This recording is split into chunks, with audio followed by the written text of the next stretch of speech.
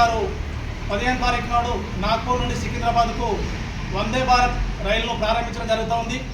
మరి ఈ యొక్క రైలును వివిధ జిల్లాల్లో మహారాష్ట్రలో 4 చోట్ల ఆపితే తెలంగాణలో మాత్రం 3 చోట్ల ఆపుతున్నారు. ఈ 3 చోట్ల భాగంగా బెల్లంపల్లి నియోజకవర్గంలో బెల్లంపల్లి పట్టణంలో వందే భారత్ రైలును ఆపాలని చెప్పేసి ఎంసీపీఐ పార్టీ డిమాండ్ చేస్తూ ఉంది.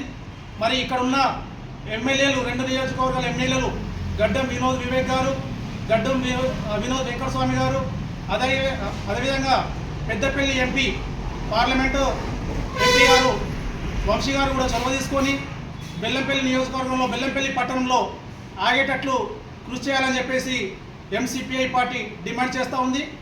మరి అదేవిధంగా కొన్ని లోకల్ ట్రైన్స్ కూడా తెలంగాణ ఎక్స్ప్రెస్ కావచ్చు, సింగరేణి కావచ్చు, టైంకు రాక ప్రజలు చాలా ఇబ్బందులు పడుతూ ఉన్నారు.